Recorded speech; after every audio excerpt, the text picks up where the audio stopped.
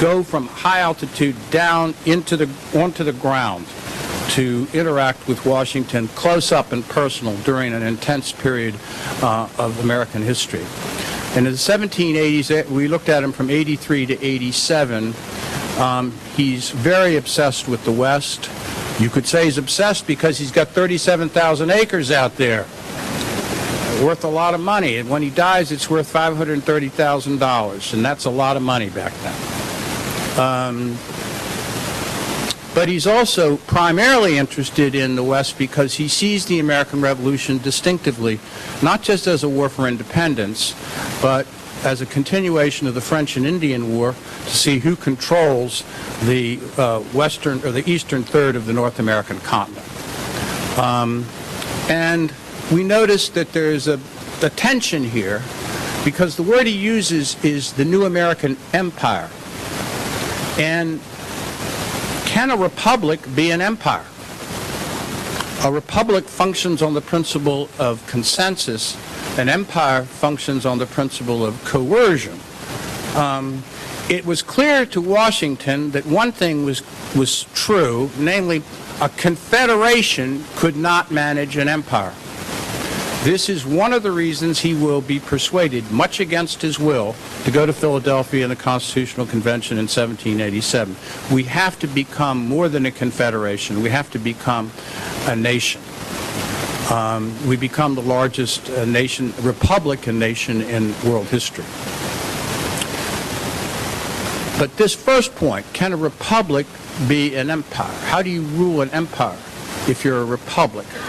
One of the ways to give it a Republican consensual face, Jefferson is the one who really does this, is the Ordinance of 1784, in which they say all the territories that are formed in this region west of the Alleghenies, once admitted as states, will come in on total equality with all the current states.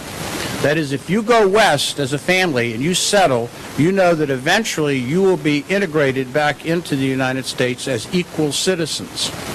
This is what Jefferson means when he coins the phrase empire of liberty.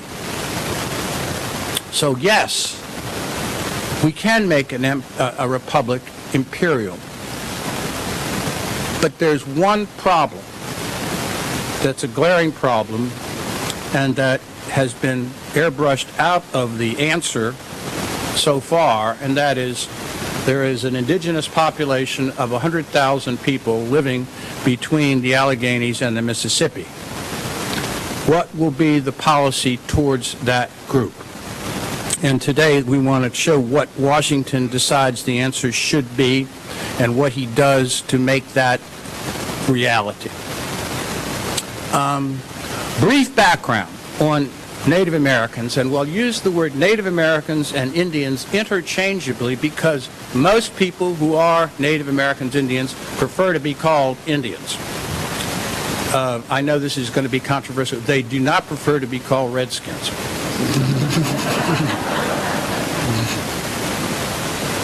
And I'm an old fan of it, you know. The historiography, the history of Native Americans in North America has gone through a veritable revolution in the last 50 years. When I first started teaching in the survey, we could say with confidence that at the time of the discovery of America by Europe in 1492, let's say 1500, the total Native American population in the Western Hemisphere, that is both North and South America, was about 10 million. And the population in North America was about 1 million. Those were established figures. The current figures are much higher, based primarily on evidence that's archaeological and carbon dating, that the total population in the Western Hemisphere, in the two Americas, at the time of European arrival was somewhere between 50 and 80 million. And the total population in North America was somewhere between 10 and 15 million. There are high counters and low counters in this, okay? So there's not complete consensus. But we know that Mexico City, what we now call Mexico City, in the year 1000 was actually bigger than London or Paris.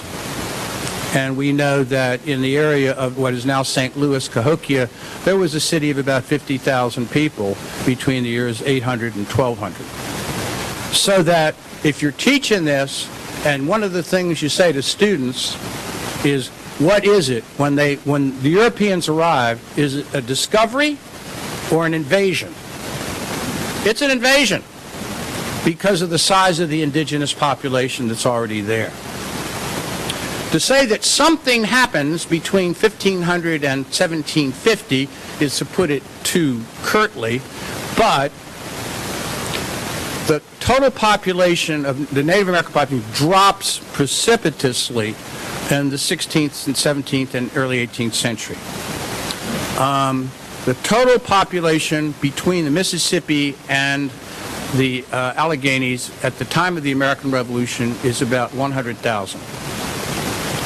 What happened? You could say genocide, and there's some of that, if by that you mean intentional murdering, but most of it is disease. Most of it is a function of what is called the virgin soil epidemic. Remember when the astronauts would come back from the moon and they'd have to keep them insulated for about 2 days? Why did they do that? Because there could be on the moon microbes that we have no immunity to. And once released, there's no way to stop it. That's what happened to the Native Americans. That the population of the Native American population went down about 90% because of disease. There's a big controversy at Amherst College now. They're going to give up the name Jeffrey Amherst, because Amherst is the guy who was famous for selling Indians smallpox blankets. Everybody did this, by the way. The Indians did it to each other. But I want you to, I didn't get a chance to tell any of my colleagues at Amherst this, but the Lord North went to Jeffrey Amherst in 1775 and said, I want you to head the British Expeditionary Force to put down the American Rebellion. And Amherst said, no, I will never fight the Americans. So there's reason they might want to keep him at Amherst as well as to get rid of him. Okay. That's the situation with regard to the total population. And I want to give you some numbers. These are rough numbers, and so I don't want to be held to them in a specific scholarly way, but I do say the trend I am about to describe to you is correct. Total population east of the Alleghenies, west of the Mississippi. Native Americans, Anglo-Americans, whites. 1775, Native Americans, 100,000. Whites, 4,000. 1790, first census. Now they don't do a census of the Indians, but they do it one of the whites. 1790, Native Americans, 75,000. Whites, 50,000. Get this one. 1800, Jefferson's election, total population, Native Americans, 60,000. Whites, 300,000. The story we're about to tell has important political dimension, and we're going to tell that, and the opportunity for leadership. The real story is in those numbers. What we got is a demographic wave coming across the Alleghenies that's unstoppable. And its frontal edge, the real weapons of mass destruction in the 18th century are microbes.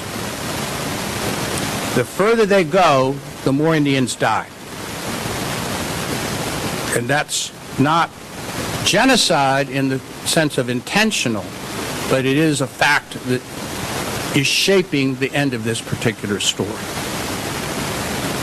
The issue at stake for Washington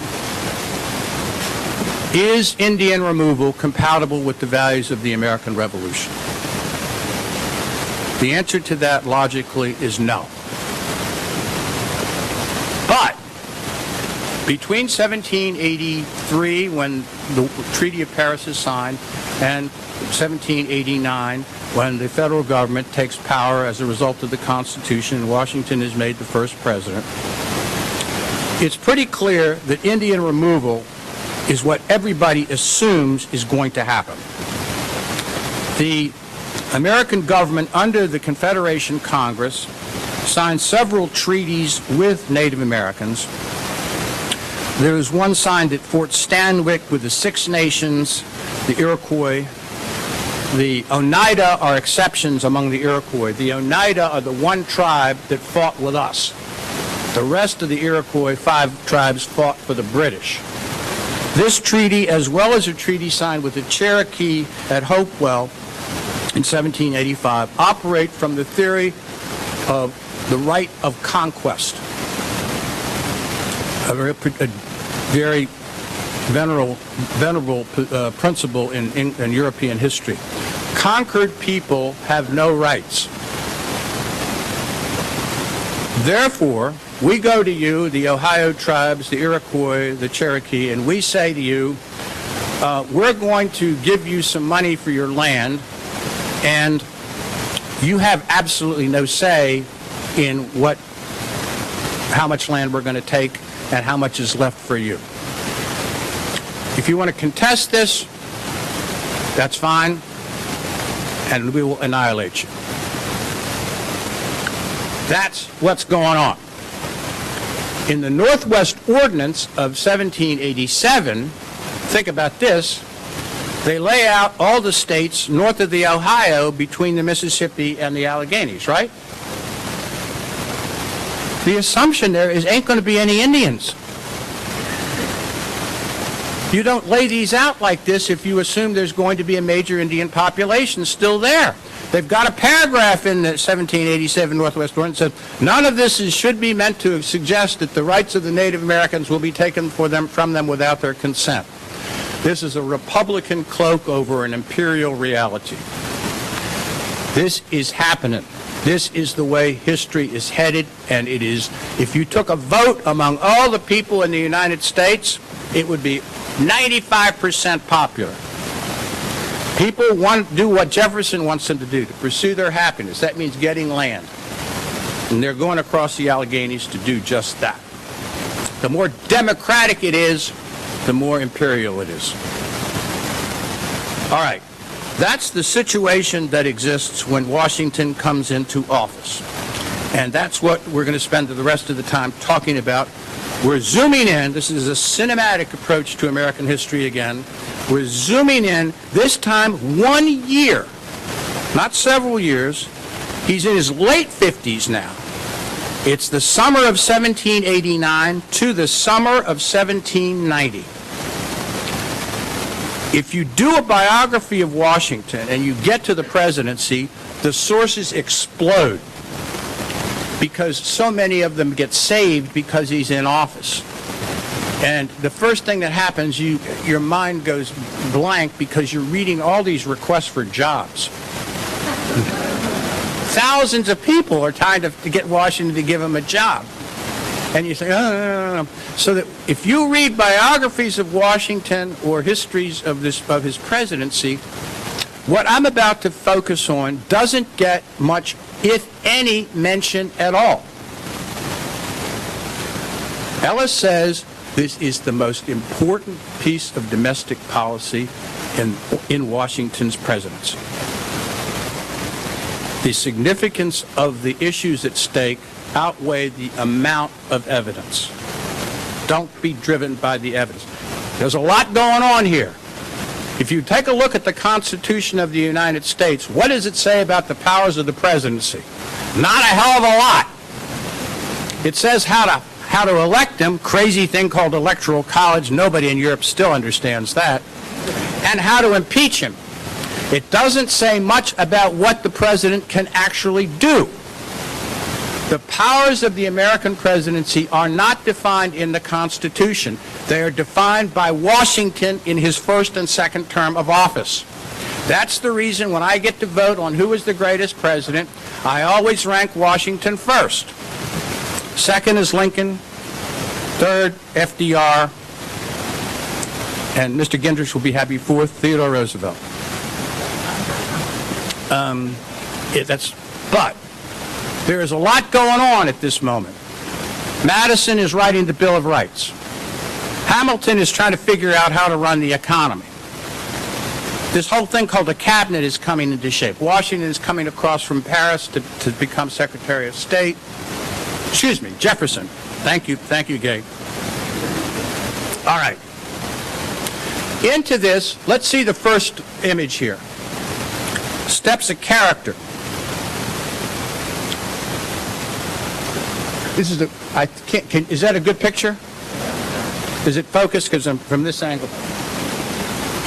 Okay, good. It's Henry Knox. Looks like Santa Claus, right? Henry Knox is the fattest man in the Continental Army. Knox is going to be a major figure in this story. I just knocked something over there. And this was painted by Gilbert Stuart in 1806, the actual year of Knox's death. Knox is Secretary of War during in the Washington presidency. He has that position in the Confederation Congress, and he just moves. He keeps it. Who is this guy? He is a bookseller in Cambridge before the Revolution, has no military experience whatsoever, though he reads military histories, and Washington appoints him head of the artillery. I don't know how we do this. Can you hear me in the back? All right. Yes, Gay, they love, they hear me. A bookseller. This could have never happened in the British Army, okay? This is a way of telling you these are a bunch of amateurs.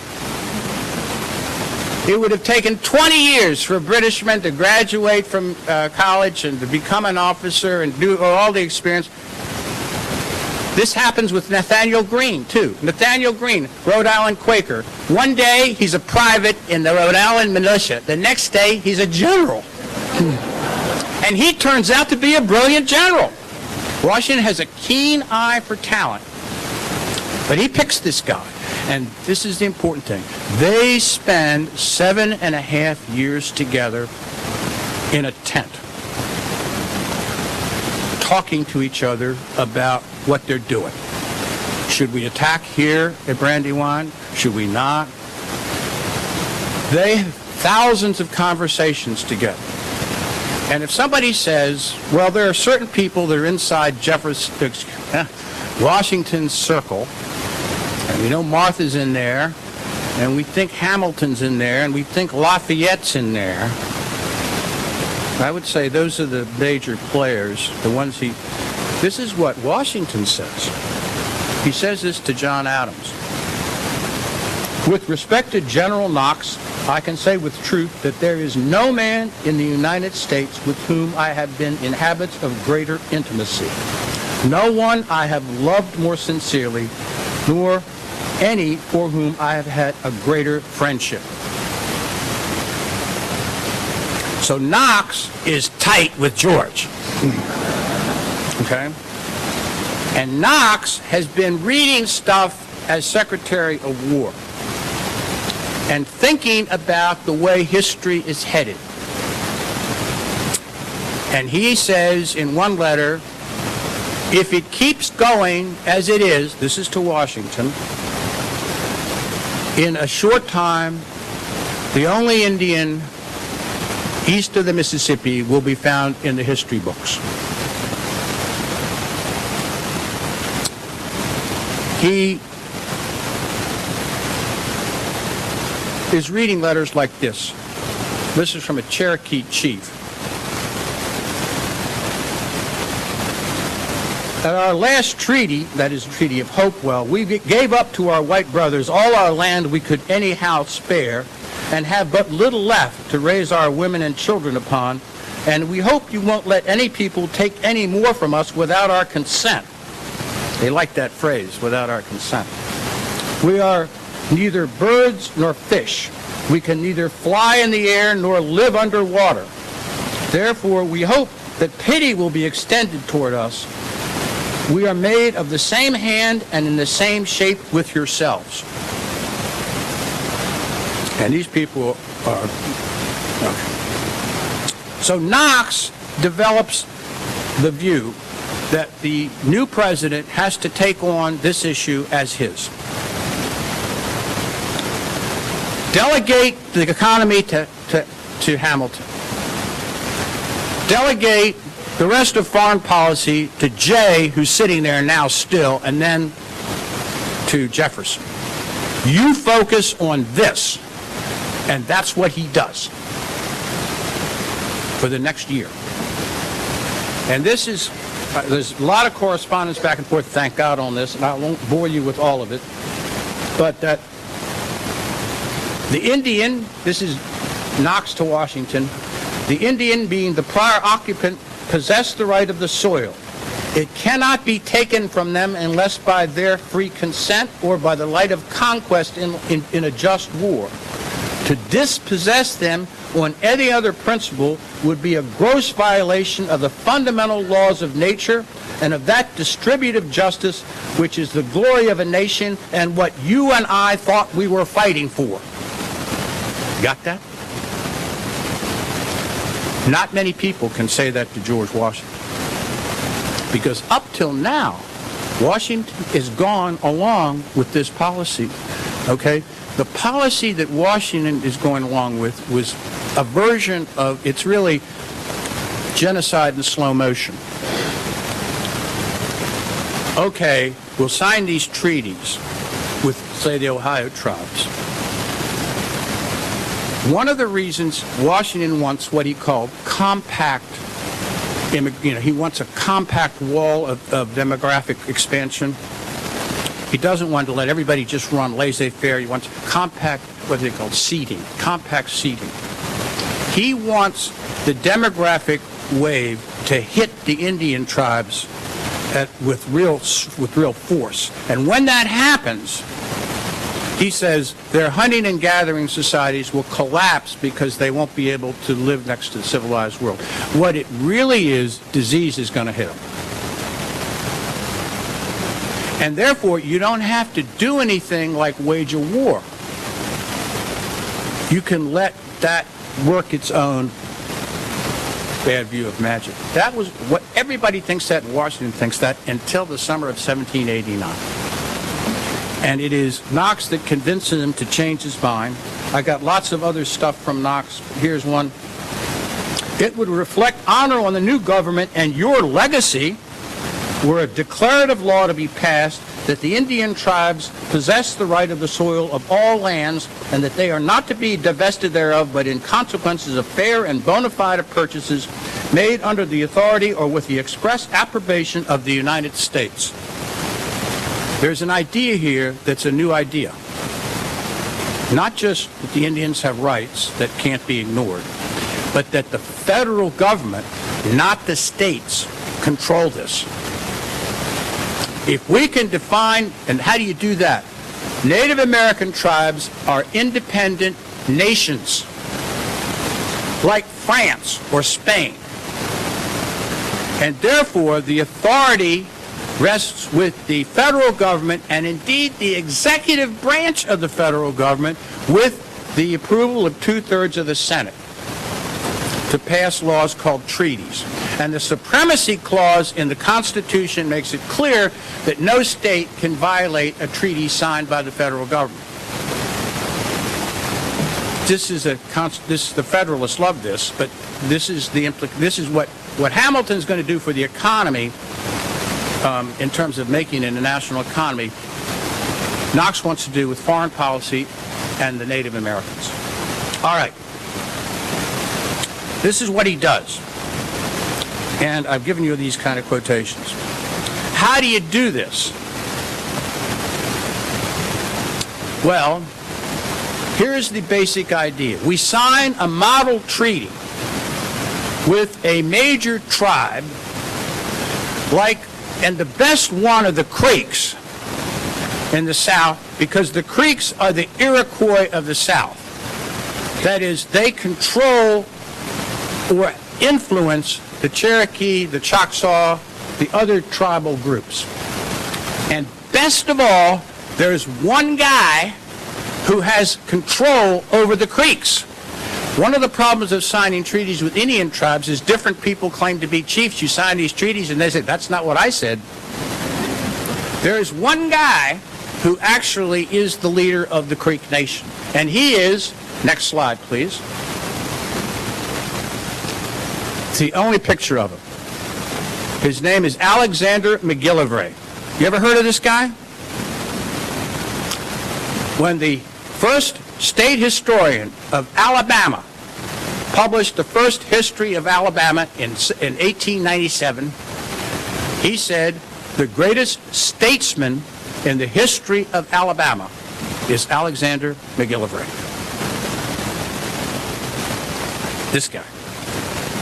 This is a pencil sketch done in the summer of 1790 in New York City by John Trumbull. He wanted to do all of them. There's 27 Indians gathered in this meeting. We're going to talk about this. But that's the one of Mcgillivray. Mcgillivray is named Mcgillivray because his father is a Scotsman. His father is a Tory who loses his estate in Georgia and South Carolina, Charleston, and goes back to England. His mother is part French, part Creek. He's only 1/4 Creek. But in the Creek culture, descent is matrilineal. As far as they're concerned, he's a full-blooded Creek. But he's been educated in Latin and Greek.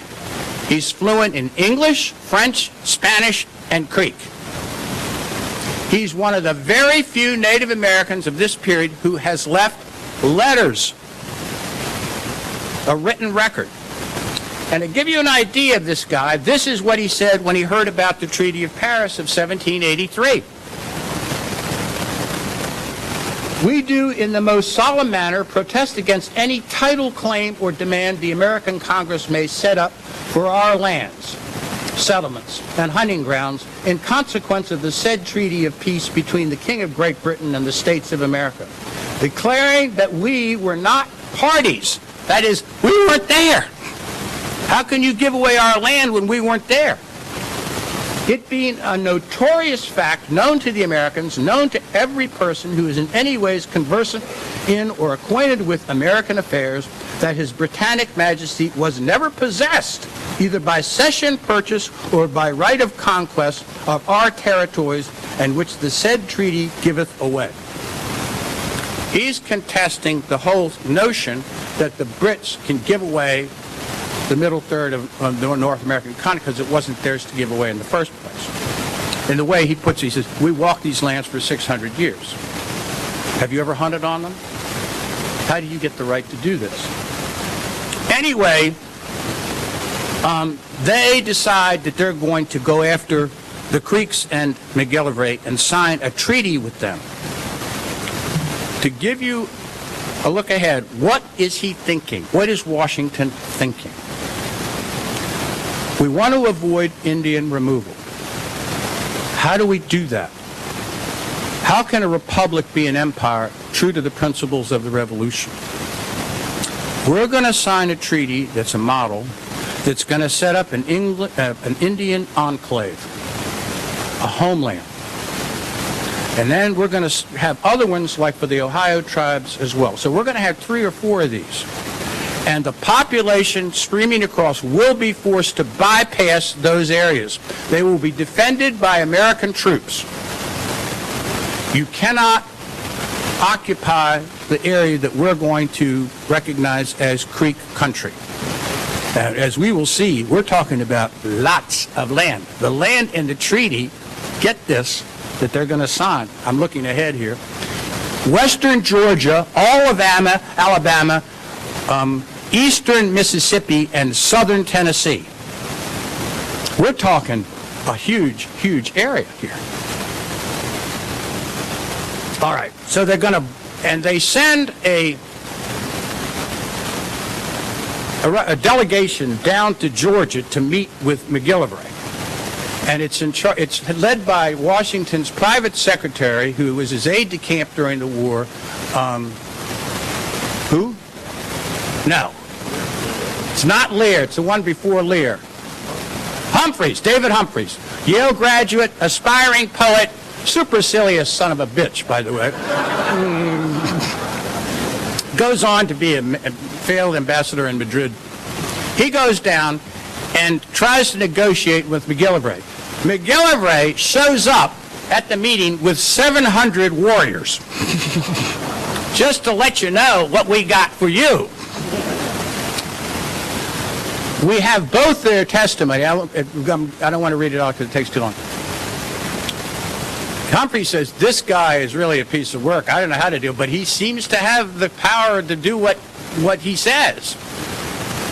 And Mcgillivray says, this guy Trumbull is a puppy.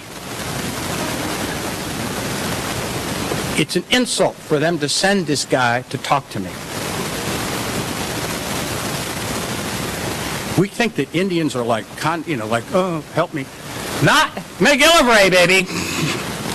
When Mcgillivray leaves this meeting, that's a failed meeting, there's a group of families, there's 300 families of people from Georgia that want to move into this area. And they come up to him and they say, can we be protected by you? We want you to be our governor. This is what Mcgillivray says. He writes about this. Although I am not a sorcerer, I could manage them as I pleased. They are extremely ignorant and unpolished. Each sentence that came from my mouth they took as pure gospel. They got it into their heads that I was going to establish a new state, and 1,500 families were ready to present me with petitions to become my subjects. I amused myself and juggled with them until we parted. I then told my braves that if they ever settled on our land, to kill every one of them. Okay? They have him, they send another guy, next slide. This guy, I know, it shouldn't take time to show you. This guy's name is Marinus Willett. Marinus Willett, if they gave out like Congressional Medals of Honor during the war, he would have had one of the Congressional Medals of Honor. They didn't have such things. This is regarded as one of the bravest, most successful junior officers promoted to colonel at the end of the war. There's a couple of people. Hamilton was sort of like this. John Marshall was like this. But when they put this up in the Metropolitan Museum in New York, the people gathered and said, see this hair? He's got the blonde hair. This is a rock star. If you can't see it, but back in the background, there's these two, those are supposed to be Indians there. And he's leading Mcgillivray and his 27 braves north from Georgia to New York. And he's pointing the way to New York. And Mcgillivray likes this guy, okay? Mcgillivray says, this is my kind of guy. And they sit in the coach all the way for 800 miles, and he impresses Mcgillivray with his bravery and his integrity. Okay. He gets here. They receive Mcgillivray and his group as if they were royalty from Europe. You can read the newspapers. Everybody comes out. They throw flowers on the streets. The government stops and goes outside, sings songs. Mcgillivray brings along one of his male kids and leaves the male kid with one of Washington's aides, and say, you will be raised here, and I give this kid as a seal to the relationship that we have. They house most of them out on Richmond Hill, right next to where John and Abigail live. So Abigail writes about it. Says, these were the first savages I ever saw. She'd seen Indians, but she had never seen wild Indians, okay? And they initiated her into the Creek culture. They gave her the name Mamea. Mamea. They danced with her around the town. This is like the multicultural moment in early American history, okay? Everybody thinks we're going to come up with a way of avoiding Indian removal, and they have a final meeting, they sign this treaty, have a final meeting, Washington and Mcgillivray embrace, they do a handshake Indian style, they hold elbows, they exchange gifts. It looks like it's a great thing. Washington then says, okay, we got the treaty, to Knox. Now, how do we get this passed? What does the Constitution say? The president must advise and consent. What does that term mean? Washington thinks it means I got to go to the Senate and personally present this to the Senate. He takes Knox with him. They go.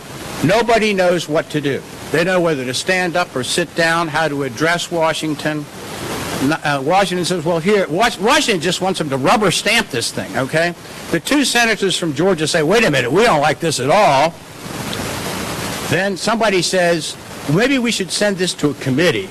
You know about these things. And Washington gets up and says, this destroys my purpose forever coming here. I will never come back.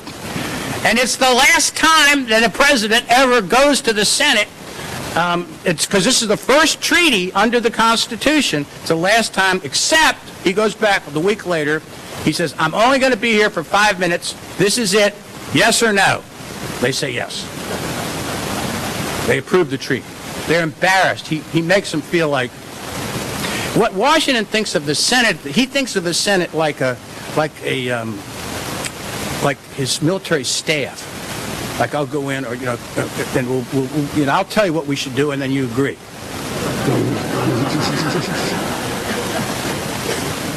So they passed the treaty, as I mentioned to you, it grants a huge swatch of land: western Georgia, all of Alabama, eastern Mississippi, southern Tennessee. But it says over time this land will shrink. How much it will shrink, we're not going to tell you, as you move from hunting and gathering society to a farming society. Farming doesn't take as much space as hunting and gathering. And we'll provide you with the implements to do that. And we're going to pay Mcgillivray at the rank of a brigadier general in the American Army. This is a bribe, okay? Now, to show you that why they call Mcgillivray the Talleyrand of the southwestern frontier, Mcgillivray immediately sends a letter to Spain and says, they gave me 1,200. What are you going to give me?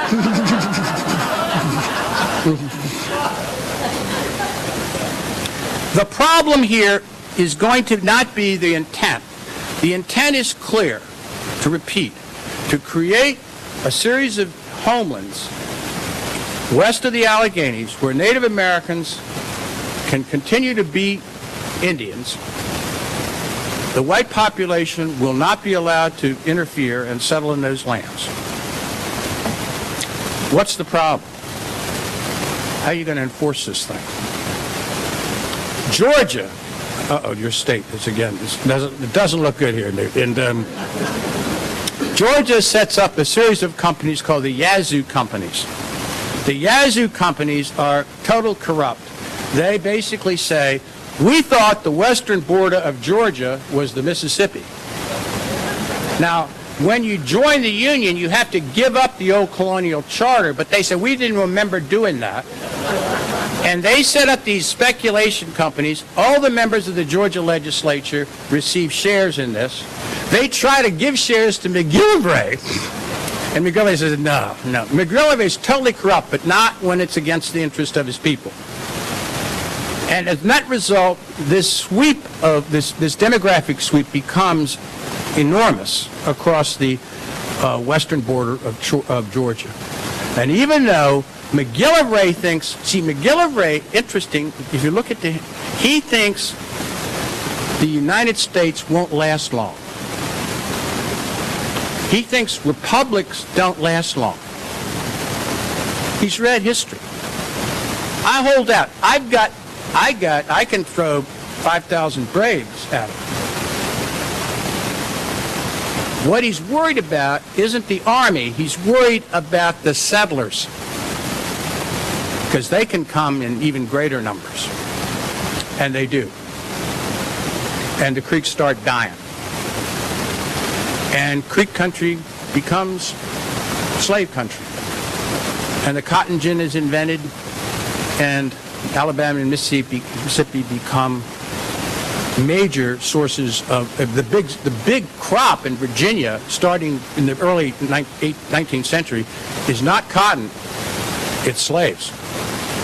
Selling slaves from Virginia down to the Deep South. That's what the first term, selling them down the river.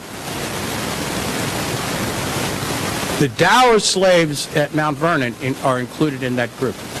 The slaves that Washington owned, he frees in his will. The Dower slaves that are owned by Martha, he can't free them. A lot of them get sold down the river. Not all of them. Okay. Washington, when he retires from the office, the last thing he writes is an open letter to the Cherokee chiefs. And he says, I've done everything I can for you. And he uses a phrase in here that's interesting. He said, nothing but a Chinese wall can stop the flow of immigration. And I've done everything. And I can't stop it. Can't stop it. It's clear that he thinks of this as an enormous failure, which it is. So, at least in retrospect, the failure of the Washington-Knox initiative was certainly eminently predictable. Though, aside here, everything's predictable in history because we already know what happened. But, to be serious, how could Washington believe that he and Knox could single-handedly or perhaps double-handedly push through a major policy initiative without any broad-ranging conversation within the federal or the state governments, and without any apparent way to cover the costs? Knox said, oh, I think it's going to cost, it's about 5,000 troops to protect the Creek border. The whole size of the entire federal army is less than 3,000. If we do this a bunch of places, it's going to take 50,000 troops. We can't do it. If it were now, what would have happened? I mean now, it's let's say 20th century. The president would have federalized the National Guard, stopped the Georgia government from doing what it was doing, and that would have stopped it. But that power wasn't present. The Supreme Court didn't have that power then, and the president didn't have the power either. And Georgia was going to do what it was going to do. It was like later on when Justice Marshall attempts to do something also with regard to Native American rights, and he renders a decision, and Jackson, president, says, Mr. Marshall has rendered his judgment. Now let's see him enforce it. That's when you get Indian removal, formally, 1830. Was Washington, as Jefferson was about to keep muttering behind the scenes, going senile? Because that's what Jefferson starts to say. There are two historical answers to these otherwise rhetorical questions. How could he possibly think he could do this? First, Washington was doing in 1789-90 with Native Americans what he had done before in 1775 and 1787. In the former case, he'd ignored the odds to lead a makeshift Continental Army against the supreme Army and Navy in the world. In the latter case, he had also thrown prudence to the wind by agreeing to attend the Constitutional Convention in order to again defy the odds by replacing the state-based Articles of Confederation with a fully empowered national government. In both cases, he had won his wager, which is to say that Americans won its war with independence, and the United States became the largest Republican nation-state in world history. We take that for granted. They were very improbable. Taken together, his leadership in these two earlier consequential occasions earned him the title, I think, foundingest father of them all. No man in American history then was accustomed to getting his way more than Washington. especially when he led from the front. Nothing in his experience prepared him to lose on the Native American question, except perhaps his memory of long ago, his losses at Fort Necessity and at the Battle of the Monongahela, in which, interestingly and ironically, he suffered losses at the hands of Indians. But from early on, Washington thought God was with him, Providence was with him, and he thought he'd be with him on this matter too. Which introduces the second reason for Washington's bold initiative to avoid Indian removal. More than any other prominent American statesman, Washington fully grasped the tragic directions in which American history was headed at a deeply personal level. Full stop. There are great triumphs in the late 18th century, and that's what we remember most. There are two great tragedies. One is slavery. The other is the Native American. These are tragedies. The question to ask, were they Greek tragedies or Shakespearean tragedies? That is, Greek tragedies are intractable. You've heard this before, I know. Two former students. Greek tragedies are built in. Shakespearean tragedies are a matter of human decisions and agencies. Although Shakespeare can go either way. And so the question before us is, could the thing have gone the other way with regard to the Native Americans? Issue of slavery, I won't try to answer here. Invite me back next year, we'll do 3 lectures on that. But that's the way to phrase it, it seems to me. Don't finesse it. Don't try to claim they're not tragedies. On the other hand, you can't be politically correct and just say slavery's bad, therefore, if the leadership of America didn't come to the right answer on these two things, that we can't allow them to be mentioned in class. This is what's going on in higher education these days. Utter nonsense. It's incompatible with liberal arts education. Yes, it is.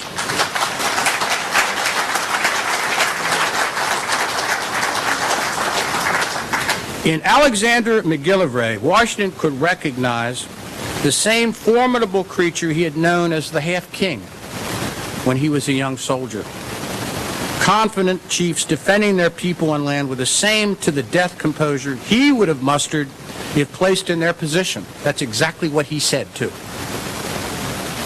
There was not an ounce of sentimentalism in Washington's respect for Native Americans. None of that dances with Will's victim stuff. For Washington had come to know Indians before they were victims, when the term Indian country did not mean a boozy reservation or a casino, but a dangerous place for whites, where Indians held the balance of power. That's how he grew up. Much more than most Americans, Washington knew what was being lost here. And thanks in great part to Knox's not-so-gentle reminder, he also knew more than most that Indian removal cast white America in the role of British imperialist. This is what Knox said: we do to them what we said Britain could not do to us. Which not so incidentally cast a shadow over a revolutionary legacy that Washington, for good reason, cared more about than any man alive, and permanently stained the emerging American empire he had so presciently envisioned that no number of Indian-owned casinos could ever blot it out. So we began this evening by noting that there were these two, we didn't begin, but I just got through noting these tragedies amidst the triumphs. The salient question, we said, was not whether these were tragedies. No amount of patriotic shuffling can obscure the fact that they were. They got to be faced. The jury on the slavery question is out. We need another series of lectures, as I said, to deal with that. And if we did, Washington would come out looking better than most of his Virginia colleagues for freeing his own slaves in his will, but he would fail the acid test of leadership beyond the borders of Mount Vernon. What Washington really thought on slavery, that there needed to be a moratorium in the discussion of slavery until 1809. That was the year the Constitution said that slave trade had to end. You can't talk about it for 20 years. It's too explosive. Then we can talk about it. Of course, then he's gone. This is not true on the Native American question. I don't think he failed the test at all. Only the most mindlessly presentistic and politically correct historian could criticize Washington for lack of leadership on this score. The fact that he failed is not a measure of his lack of commitment to the cause, but rather the clearest evidence that we have that history could provide that the Native American dilemma was a Greek tragedy, which is to say, intractable and insoluble short of 3 million frontal lobotomies. If the most influential and prestigious American leader of the era made a maximum effort and failed, the jury's verdict is in. Once a critical mass of white inhabitants built up on the eastern side of the Alleghenies, and then, once victory in the Revolutionary War removed all obstacles to their westward migration, the Native American way of life was doomed. Washington, nevertheless, went to his grave thinking this was his greatest failure. I think he said the singular failure of his presidency. Ironically, I think this was one of his finest hours. Thank you so much.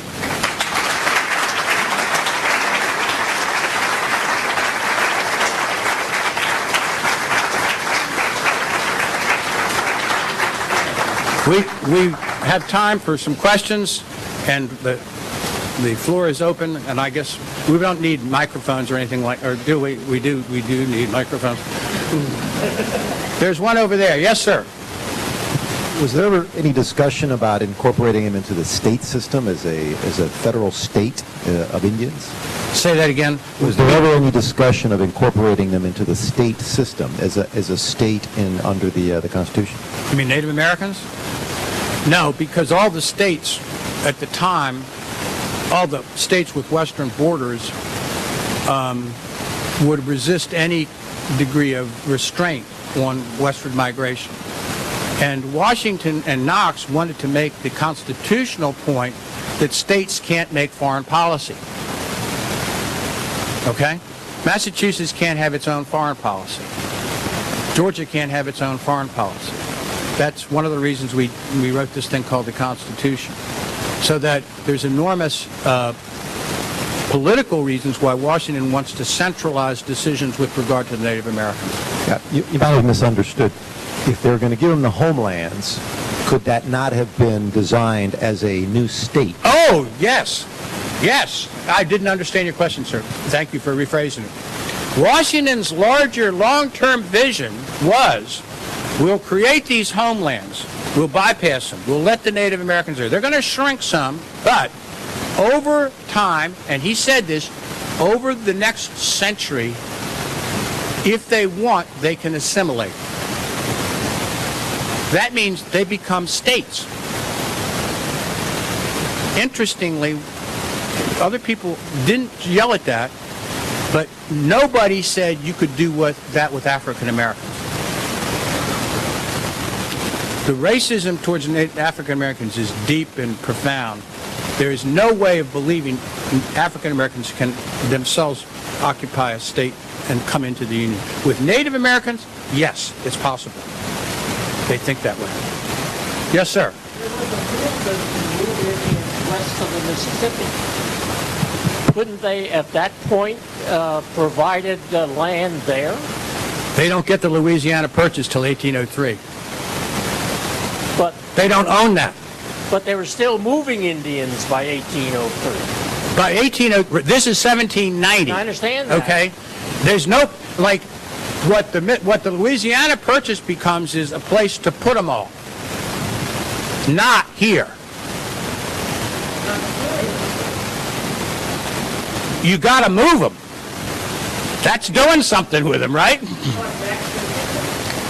Jackson endorsed Indian removal east of the Mississippi. That's what happens. They're already, most of them, gone by the time this happens. The Creeks have been almost exterminated, but 1830 is the year that the act passes that says all Native Americans east of the Mississippi should be moved west. And this entire region, what is now all the way from Nebraska all the way up to Montana, is declared to be Indian reservation. And then, of course, they take that away from them, too. But you can't think about moving them east of the Mississippi until after the Louisiana Purchase. Yes, ma'am.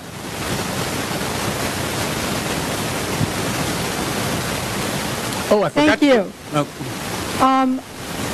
I hope you come back next year.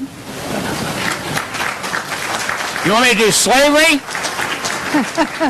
Talk about whatever you want. You are really fun to listen to. How about the Redskins, you know? Now. We don't talk about that. I have several of your books, but I want to make sure I get this one. What is the title of the book? You mean this book? This The book that these lectures have not been written out. Okay? You want me to write them out? Yep. If I write them out, then it'll be a book. And I mean, it'd be, I don't know what it will call it, Accidental Empire, something like that. And we were talking, Doug and I were talking beforehand, what are we going to do with this? I got things going here, babes, and I mean, I don't know. We'll see. But yeah. But I said at the beginning that the written word is one thing, and that's meant to be read. And the spoken word is another thing, and that's meant to be heard. We've done the spoken word. Translating it to the written word is a different process, okay? Now, it's fun. I like to do that. That's what I spend most of my time doing. And what I hear you say is, give it a shot, Joe. Okay. All right. Okay. All right. One more. We get one more, and then we got to leave. There's a... Oh, okay. Good. Yes, ma'am. Currently, and since 1948, let's say, we have had mass migration movements of displaced people, putting them into a population that is already extant and placing them in power over the existing population. Do you see the same thing happening in those kinds of situations, that we're going to repeat it? You're either going to drive them into extermination, or the existing population is going to drive the newly placed population into extermination?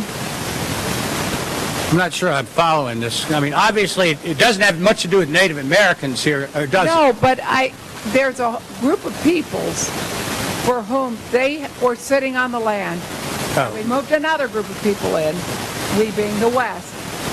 Yeah, my And people they're came over in conflict all the 1850s. My people came over after most of them came after the potato famine. Yeah, Right. yeah.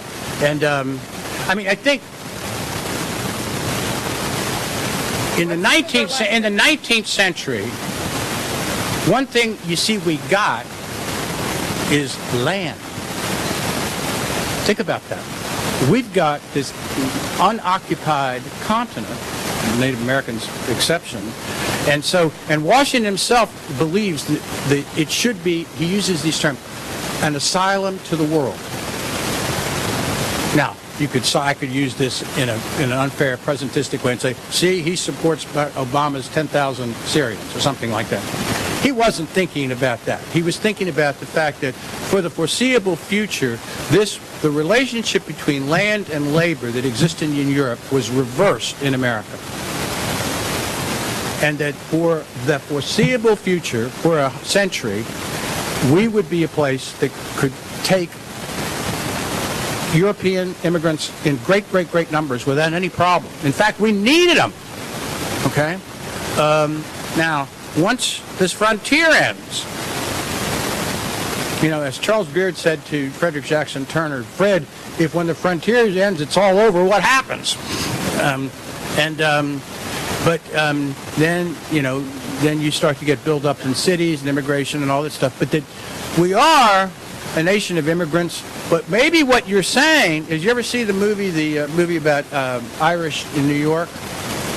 Yeah, the ones who are here try to stop the ones who are coming from having any meaningful work. That's true. Like in my Amherst neighborhood, everybody's as soon as they buy their own house, they become the most flagrant environmentalist you've ever seen.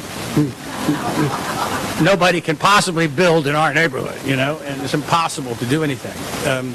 Maybe that's what you're referring to.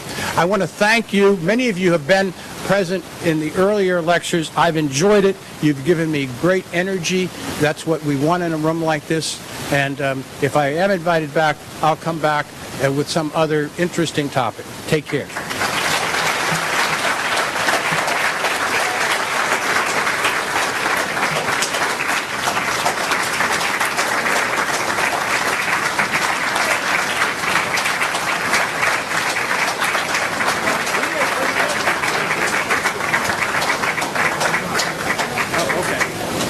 I'm leaving that right here. That'd be great. This way.